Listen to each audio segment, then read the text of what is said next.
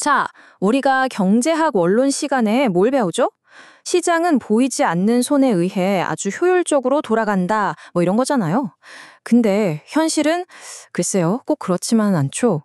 왜 멀쩡해 보이던 중고차가 사고 나면 고장나고 선거 결과는 이상하게 꼬이고 또 우리는 왜 가끔씩 그때 왜 그랬을까 하는 비합리적인 결정을 내리는 걸까요? 오늘 바로 그 뒤에 숨어 있는 좀 더 현실적인 경제 원리들을 한번 들여다보겠습니다. 좋습니다. 그럼 바로 한번 시작해 볼까요? 경제학 교과서에 나오는 그 완벽하고 이상적인 시장 모델이 도대체 현실 세계에 어떤 복잡한 문제들을 놓치고 있는지 그 첫 번째 단서부터 한번 찾아보죠. 우리가 처음으로 가볼 곳은 바로 정보의 격차가 존재하는 세상입니다. 이걸 좀 더 전문적인 용어로는 비대칭 정보라고 하는데요. 거래하는 사람들 중 어느 한쪽은 뭔가를 아는데 다른 한쪽은 그걸 모를 때에 이 단순해 보이는 정보의 불균형이 시장 전체를 어떻게 망가뜨릴 수 있는지 지금부터 알아보겠습니다. 바로 이 비대칭 정보라는 개념이 두 가지 아주 골치 아픈 문제로 이어지거든요.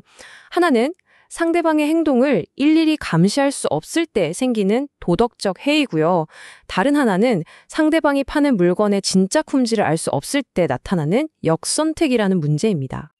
이 두 가지를 구분하는 핵심은 바로 정보가 숨겨져 있는 시점이에요. 도덕적 해이는 계약을 맺고 난 다음에 벌어지는 숨겨진 행동에 대한 문제입니다. 예를 들어 일단 직원을 고용하고 나면 그 사람이 사무실에서 진짜 열심히 일하는지 아니면 딴짓하는지 알기 어려운 경우 같은 거죠. 반면에 역선택은 계약을 맺기 전부터 존재하는 숨겨진 특성에 관한 문제예요. 중고차를 사기 전에 그 차에 어떤 결함이 있는지 판매자만 알고 있는 그런 상황처럼요. 이게 바로 경제학에서 자주 이야기하는 주인 대리인 문제로 이어집니다. 주인이 대리인의 모든 행동을 완벽하게 감시할 수 없으니까 대리인은 주인의 이익보다는 자기 이익을 챙길 유인이 생기는 거예요. 직원이 근무 시간에 몰라 쇼핑을 하는 사소한 일부터 회사의 CEO가 주주들의 돈으로 엄청나게 위험한 투자를 감행하는 것까지 전부 이 도덕적 해이의 예시라고 할 수 있습니다. 자, 그리고 역선택은요. 정보가 없는 쪽이 어쩔 수 없이 자기한테 불리한 상대랑 거래하게 될 가능성이 커지는 현상을 말합니다. 왜냐하면 정보를 가진 쪽, 그러니까 뭔가를 숨기고 있는 쪽이 더 적극적으로 거래에 나서기 때문이죠. 이 현상을 정말 적나라하게 보여주는 예시가 바로 레몬 시장이라고도 불리는 중고차 시장입니다. 자, 이 레몬 문제가 어떻게 돌아가는 거냐면요. 아주 간단해요. 먼저 파는 사람은 자기 차가 좋은 차인지 아니면 문제가 많은 레몬인지 너무 잘 알아요. 근데 사는 사람은 모르죠. 그럼 누가 차를 팔려고 시장에 나올까요? 당연히 레몬차 주인들이겠죠.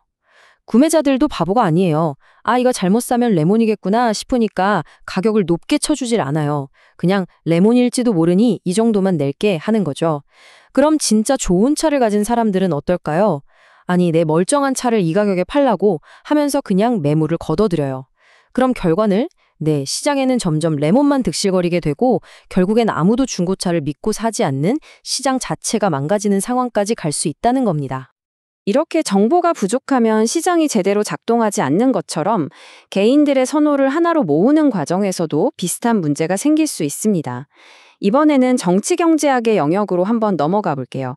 우리가 가장 합리적이라고 믿는 민주주의의 기본 원칙, 다수결이 왜 항상 합리적인 결과를 만들어내지 못하는지 그 역설을 한번 살펴보겠습니다.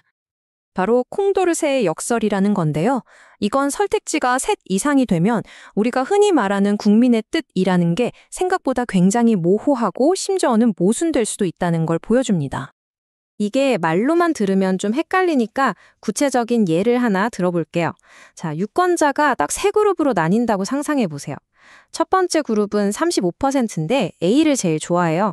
가장 다수인 45%의 두 번째 그룹은 B를 제일 좋아하고요. 그리고 나머지 20%의 세 번째 그룹은 C를 제일 좋아합니다.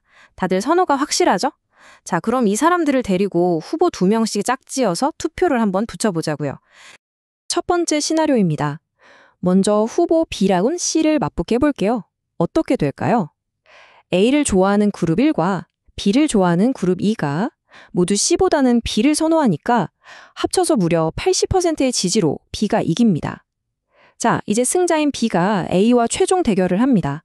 이번엔 A를 좋아하는 그룹 1과 C를 좋아하는 그룹 3가 B보다는 A를 더 선호하네요. 그럼 55%의 지지를 얻어서 A가 최종 승자가 됩니다. 그런데 말입니다. 투표 순서만 살짝 바꿔볼게요. 이번엔 A랑 C를 먼저 붙여보죠. B를 좋아하는 그룹 2와 C를 좋아하는 그룹 3가 모두 A보다는 C를 선호하니까 65%의 지지로 C가 이깁니다. 자, 이제 승자인 C가 B랑 붙으면요. 그룹 1이랑 그룹 2가 C보다는 B를 선호하니까 B가 무려 80%의 압도적인 지지로 최종 승자가 되어버립니다. 이상하죠? 똑같은 유권자들인데 투표 순서를 어떻게 정하느냐에 따라서 당선자가 A가 되기도 하고 B가 되기도 합니다. 그러니까 여기서 핵심은 투표의 순서가 결과를 완전히 바꿀 수 있다는 거고요. 이건 결국 투표 순서를 정하는 사람, 즉 의제가 어떻게 설정되느냐가 엄청난 권력을 갖게 된다는 뜻이기도 합니다. 자, 이제 마지막입니다.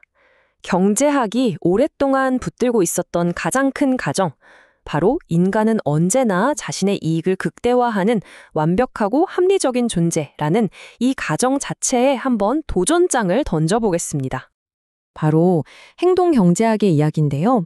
이 분야는 우리의 결정이 단순히 이성적인 계산만으로 이루어지는 게 아니라 공정함에 대한 감정, 근거 없는 자신감, 그리고 눈앞의 만족을 참지 못하는 경향 같은 심리적인 요인들에 의해 크게 좌우된다는 것을 보여줍니다.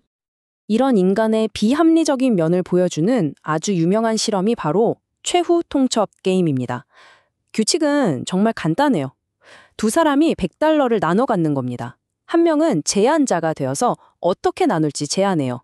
예를 들면 내가 $70 갖고 너 $30 줄게 이런 식으로요. 그럼 다른 한 명인 응답자는 그 제안을 받아들이거나 아니면 거절할 수 있습니다. 만약 받아들이면 제안대로 돈을 나눠 갖고요. 거절하면 둘 다 한 푼도 못 받게 됩니다. 자, 만약 인간이 완벽하게 합리적이라면 어떻게 행동할까요? 응답자 입장에서는 $0보다는 단돈 $1라도 받는 게 무조건 이득이죠. 그러니까 어떤 제안이든 수락해야 합니다. 하지만 실제 실험 결과는 완전히 달랐어요. 사람들은 제안이 너무 불공정하다고 느끼면 자기가 돈을 못 받는 손해를 보더라도 그 제안을 거절해서 상대를 응징하더라는 겁니다. 이건 뭘 의미할까요? 인간은 단순히 이익만 계산하는 기계가 아니라 공정성이라는 가치를 굉장히 중요하게 생각한다는 아주 강력한 증거죠. 자, 오늘 이렇게 세 가지 영역을 살펴봤습니다. 정보의 격차가 시장을 망가뜨릴 수 있다는 비대칭 정보 이론, 민주적인 절차조차 모순을 낳을 수 있다는 정치경제학의 통찰, 그리고 인간 자체가 비합리적인 존재라는 행동경제학의 발견까지, 이제 경제학이 단순히 교과서 속 모델을 넘어서 우리가 사는 이 복잡하고 때로는 비합리적인 현실을 설명하기 위해 계속 발전하고 있다는 걸 느끼셨을 겁니다. 오늘 이야기의 핵심은 이겁니다. 세상에는 완벽한 정보란 없고 시스템은 항상 논리적이지 않으며 무엇보다 우리 인간은 완벽하게 합리적이지 않다는 것, 그리고 바로 이 불완전함을 이해하는 것이야말로 진짜 세상을 움직이는 경제를 꿰뚫어보는 첫걸음이 아닐까 싶습니다.